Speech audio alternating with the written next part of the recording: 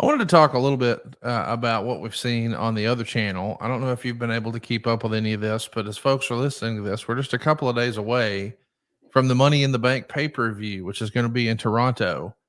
Have you been able to catch much WWE? And if so, what has caught your eye? What have you thought of like the Wyatt Six and some of the other things they've been trying over there? I watched a little bit when I can. I'm a wrestling fan, so yeah, I watch it. And happy that I spent the time to watch it. I think the Wyatt Six hasn't got me yet. I'm not against it, but I just don't know where it's headed. I need more. I need more information. I need more background. And if I get that, then I'm sure I'll come along. Uh, be honest with you, I think Cody's still pulling the wagon over there, and it's funny. He communicates with me on a regular basis, just on my health, not on hey, what'd you think of this spot or how are my punches or things of that nature. He's just he's been supportive of me uh, amazingly because he's genuinely concerned about my health, and for that I appreciate. I really do.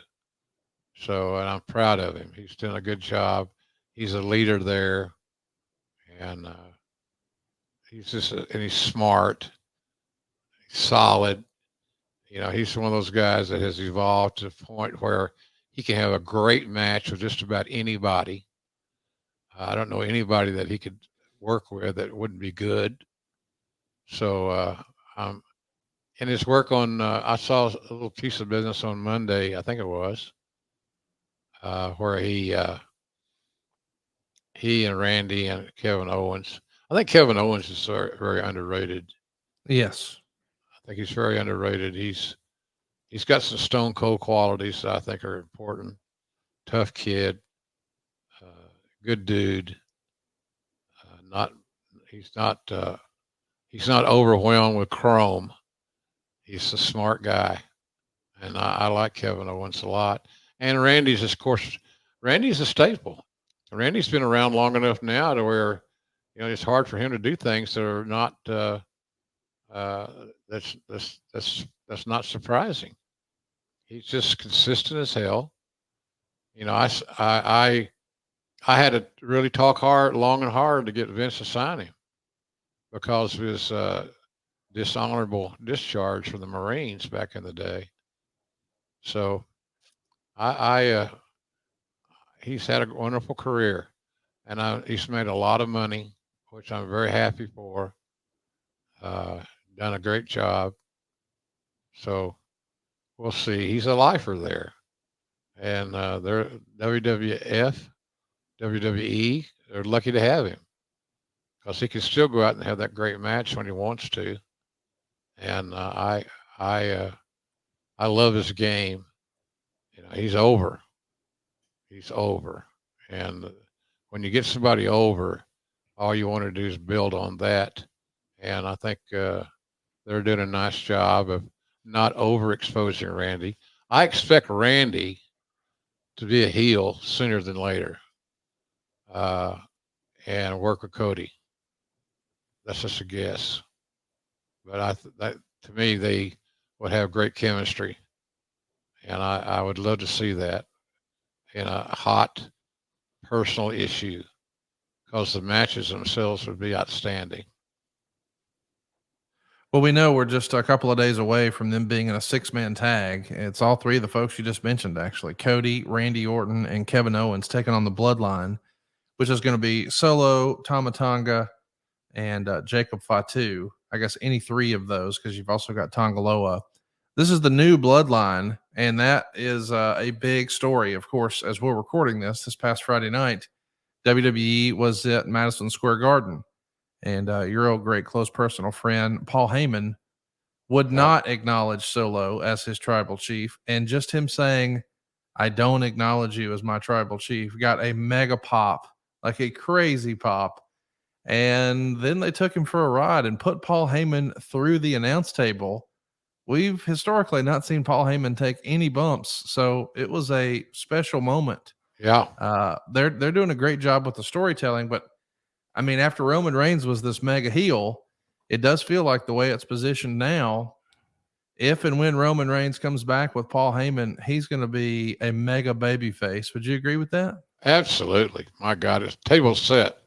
The table is set very nicely. Paul's performance was extraordinary. You know, he's just he's special talent. I'm concerned about his size. I'm concerned about his weight. I want him to stay healthy and productive and all that good stuff. But yeah, him getting the bump through the table was pretty damn special. And he's no spring chicken, but he did it. He got it done, and I thought it worked out very very well. His verbal stuff, his getting himself show ready, not shaving, his eyes are bloodshot. He hadn't slept. He was concerned. He was worried. All these things that go into that whole formula, he pulled off very well. So it was. I don't know if I've seen a performance from someone in his role as as significant as we saw there from the Garden. And where else would you want to do it? I mean, I know the Garden is special to Paul. So look at this. I want you to take that shot, Bull, again, and look at his ankles. He's just he needs to. I'm concerned about his health. I love the guy. You know, he was one of my guys. He was a guy that the booking committee and WCW did not want to work with because he was very demanding, and I think, quite frankly, he had better ideas than most of them on the booking committee. He had better booking ideas. So that, because of the paranoia in wrestling, got some heat on him, and that's how he became an announcer. The booking committee didn't want to work with him, and so consequently, I did. I wanted to work with him, and so I made him my partner, and the rest, as they say, is history. But he's a phenomenon. He's a phenomenon. But like I said, we're all human. I can tell you, I can attest to that. And you don't know when you're going to get sick. And I'm not prophesizing that for Paul by any stretch, but logically, he needs to chill. Look at those two young pups. Good old days right there. Probably 2001, I think. Might be. Yeah. It was good. It was good. I had a lot of fun working with him. My famous line to Paul was, "God damn, you're easy to dislike." He looked at me incredulously. I said, "That's actually a compliment." Yes, it is. So for a heel, I'm a heel. God damn it, Jim Cornette.